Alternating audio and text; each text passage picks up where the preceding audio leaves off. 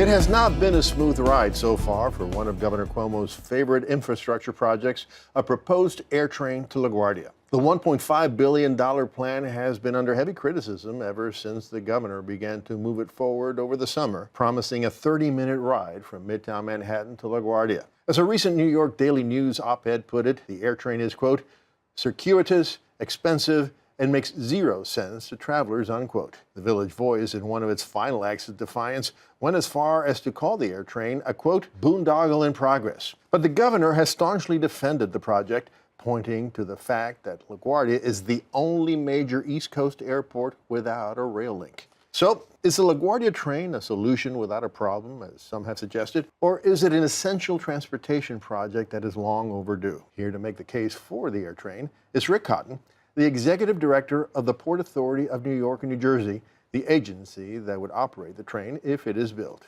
Mr. Cotton, thanks so much for joining us today. Good to be here with you. So, Mr. Cotton, first of all, why is the LaGuardia air train necessary? Well, here's the headline. It would be absolutely irresponsible not to build a mass transit rail link to LaGuardia. Right now, there are 30 million passengers a year that pass through LaGuardia. All but a tiny, tiny percentage use private vehicles coming off of our congested roadways to travel to their destination. So the current situation is terrible for non-airport travelers who have to deal with the traffic congestion. Sure. It's terrible for airport travelers who are trying to get smoothly from New York, from LaGuardia to Midtown or to their other destination, Long Island, Westchester, wherever. And it's terrible for the environment because we simply continue to dump cars, and more cars onto our congested roadways. Okay, so let me go through some of the principal criticisms that have been leveled at the air train. I'm happy to respond to them. Can I just make one process point? Absolutely. Where are we? We are just starting up the environmental review process. Yeah. So there are actually 20 alternatives in terms of how do you get people out of their cars more efficiently to and from the airport. There's going to be a year-long process. There'll be 2 sets of public hearings. So what you and I are about to talk about is going to be fully debated by the public before a final decision. Okay, good. So let's talk about the criticism as things stand now. The first one, of course, is the one about the circuitous route. You know, if the air train happens as it's been discussed now, travelers from Midtown would have to go east of LaGuardia to Willets Point before doubling back to LaGuardia. Why that roundabout route, and don't the critics have a point? It's one of the more nonsensical points that have been in this debate. Everybody who drives a car is used to GPS, which tells people what is the fastest way to get from point A to point B. Everybody does it automatically. They do it without thinking about it. Because the fact that it may be a quarter mile or a half mile slightly longer, what's important to travelers is getting from point A to point B faster. Mm-hmm.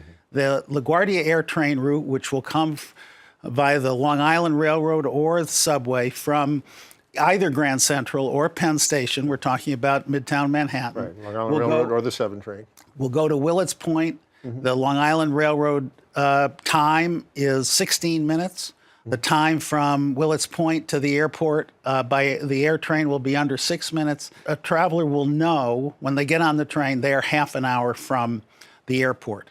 That is what is critical. The fact that the fastest way to get there happens to be slightly longer on a geographic basis is really not what travelers care about. But let's talk about the 30 minutes and the 60 minutes from using the Long Island Railroad. Let's talk about that. Because according to calculations, if a traveler uses the 7 train, it already takes 33 minutes for the 7 train to get from Grand Central to Willets Point. So anybody using the 7 train is going to be more than a half an hour. If they use the Long Island Railroad, true, 16 minutes from Penn Station to Willets Point.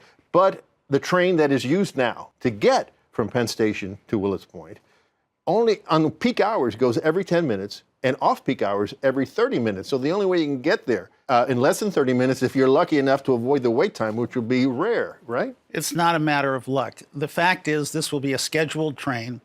every single rail link to airports. There's a specific time when the train departs. And what's most important to travelers is reliability and predictability. Right now, the variance, if you're coming, for example, from Times Square trying to get to LaGuardia, has a variability of anywhere from 35 minutes at dramatically off-peak times to 70. That's based on GPS data of for-hire vehicles and taxis.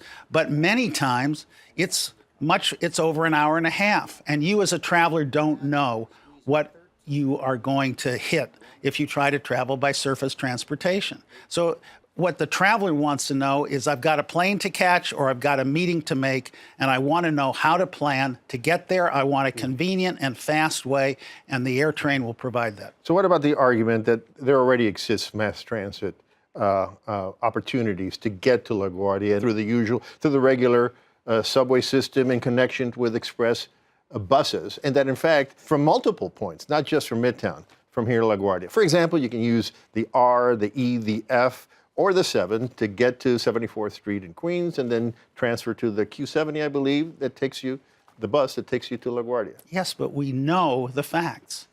6% of people choose to do that. So we're talking about 95% of people arriving in private vehicles on our congested roadways and doing exactly what I said before, which is the non-airport public is dealing with congestion, the airport traveler is dealing with congestion and wildly uncertain times, and the environment is suffering from pollution and greenhouse gases. What about the argument that, look, everybody knows the argument goes that Governor Cuomo likes the bells and whistles projects, that this is one, and that it would be much more efficient, it would affect many more New Yorkers if that $1.5 billion were used to help improve the collapsing subway system, rather than for this purpose. This is not an either-or proposition, it's a both proposition. It is irresponsible and indefensible not to have a mass transit rail link to LaGuardia.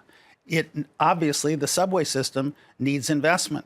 The governor has proposed a congestion pricing scheme. He is totally focused on that question. That doesn't happen to be within the Port Authority's responsibility, I'm happy to say. But the point is, we're not making a choice here. The Port Authority is committing, and the governor is being enormously responsible to provide a rail link to LaGuardia, which will get people out of their cars, off our congested highways, and the result will be good public policy. So, your best guess in about 15 seconds that we have left, will this happen? And if it does, when is the AirTrain going to be up and running? It will happen. It will be operating in 2023.